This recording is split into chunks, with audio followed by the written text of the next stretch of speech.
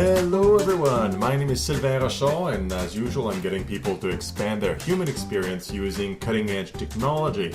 Today we'll be talking about how we can transform our current cities into green smart cities. I often talk about technology, so of course there is an implementation of a technology.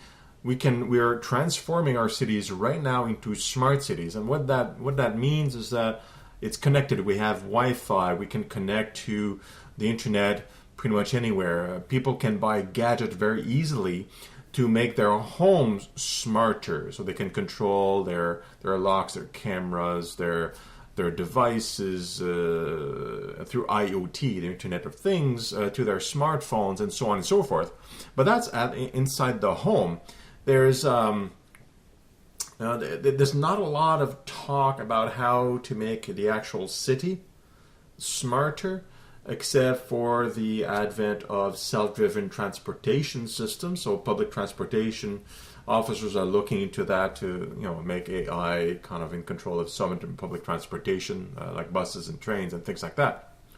But I mean, a smart city for me is not only about implementation of actual high tech, about connectivity and information. Some of it is actually being smart in how we use the resources inside a city. And that can also be managed through technology, but we have to be intelligent about it. Now, we're fairly lucky, I suppose, because there's no plan to it.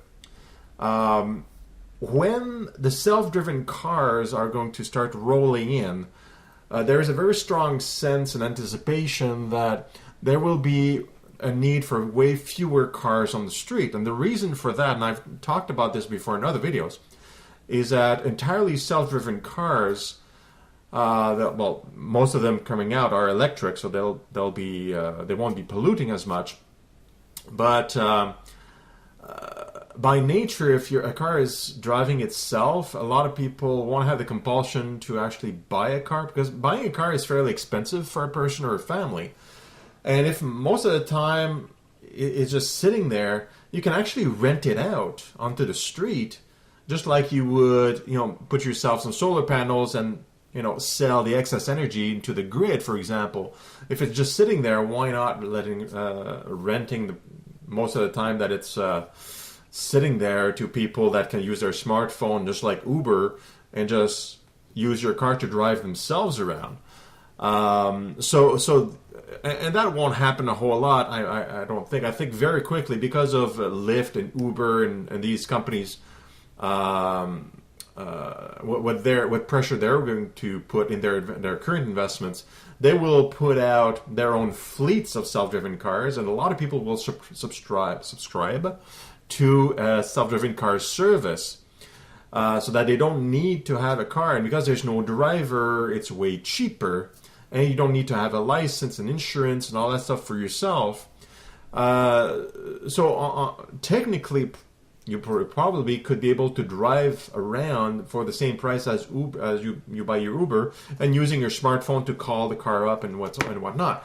And these cars are, currently cars, they're on the street 1 hour out of 24 driving around. This is your commute. This is North America. In other countries, it's a little bit more than that.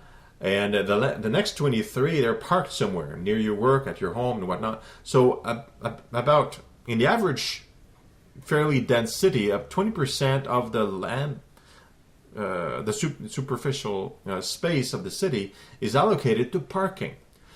So when we have fully self-driven cars everywhere and everybody likes it, a lot of people will be subscribed to our service. So one car serves many people during the day, way fewer cars that are parked.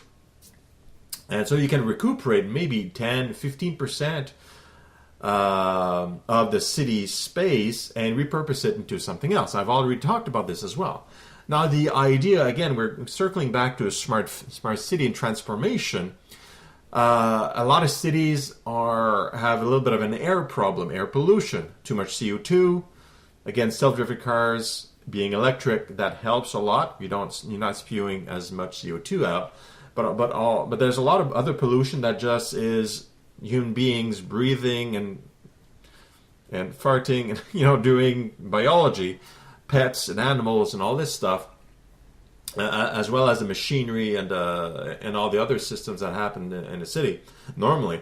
So having repurposing part or all of that parking space, if you will, into green, make gardens, vegetables, and fruit. So you have more community gardens. You can have trees and just green everywhere, green roofs and green whatever. You can add a lot more of that.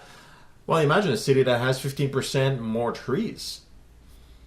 I mean, that's great. That's your lung, right? So the air is cleaner, you have more oxygen, you're healthier, it looks nicer, it smells nicer, you can do more with the land, it feels like you have less asphalt and more space. That's great. So it kind of looks a little bit as a concept like Jacques Fresco's city plans, if you're aware of the Venus Project. Again, in my blog, in the description, I put up some links. And that's really cool. And there are some projects in around the world. I've seen some minor projects in a city planner of mine is kind of has shown me in the UAE, for example. That's a desert. It's a little bit far away from us, but there's another one because it's very different kind of weather. But a little bit closer to home, without geographically being closer to home. There is a city, a smart city, a green smart city, which is called a forest city, that has been commissioned for the city of Liuzhou in southern China, which is fairly similar to our temperate weather here. The design is pretty cool. And again, I posted some images, and you had the article in the blog. And it looks like, apartment buildings that are like pyramid shaped a little bit. That's more an architectural choice, but it allows a lot more green because in different levels you can have green and you have sunlight coming in. So that's cool. And it's based to essentially be able to clean the air very efficiently because of they maximize the surface area to have green stuff growing. And that's pretty smart. Instead of trying to clean after the fact, you design a city that already is clean by having organic material there that cleans itself. Now, another part of a smart city is that, if you have more green, you still need to feed those plants. Rainfall is sometimes sufficient in certain areas. Sometimes you need to water these things.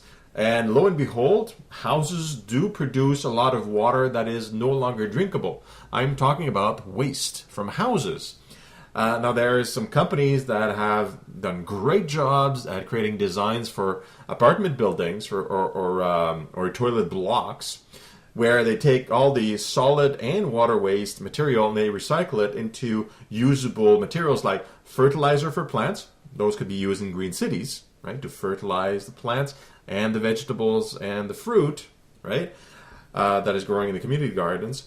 The water is repurposed or cleaned so that you can water the plants more, or it could be used also to wash cars and things like that. You can't really drink that water. It's not that great, but it's enough to be used in the environment, like around, no problem. Also, biogas can be generated, which could be used to burn fairly cleanly in wherever solar is not sufficient or can't be used to generate the electricity, for example, or some of the uses in industry and so on and so forth. So essentially, you can take those apartment buildings and these green lots that we already have. Well, we don't have the lots, but we can make lots when the parking space frees up, where we have a lot more green, and we can feed those gardens, those plants, using the wastewaters from the apartment buildings instead of it going into the field and have to go through the traditional process of decomposition or being sucked out by those trucks, machines. You've seen them; they stink because they take your septic tank contents and bring it somewhere else, right? Instead of doing that, your septic content for your apartment essentially just goes into fertilizer, biogas, and water to grow the green stuff and food. which would be absolutely awesome. And as part of a smart city, of course, you can always have the extra gadgets for security, like UAVs. You can have facial recognition for cameras to identify people of interest and to make sure that the people that enter from space are supposed to be there without the need to pull out papers. And that's an actual, there's an actual test in the U.S. with U.S. Customs. I believe it's to when you go to the island of Aruba. I think they're in testing now in some places in the state where they're using facial recognition against the database with the passports of the U.S. Customs Office for the travelers in airplanes that go to that specific island. And so instead of pulling out your passport, all you have to do is be in front of the camera. It checks your face against your passport pictures. It identifies the correct passport.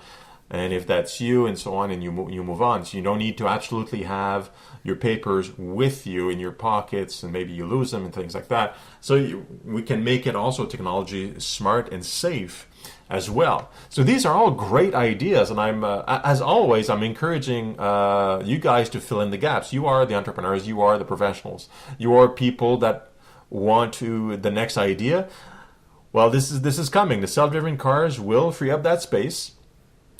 After it'll take a while, but that just gives you time to figure out all the different opportunities in your own city or in your own nation. How will you repurpose that land, and how will you make it smarter as far as use of resources or recycling resources locally instead of centralizing everything? And again, that's just more trouble, more traffic, and more pollution, more inefficient use of energy that we could just use for our own pleasure in growing plants. And being efficient means you need less energy. That's just plain simple. All right, well, that's it for now, but think about it and act on it as much as possible. That's the key. Ciao for now. I'll be coming back for next week for another video.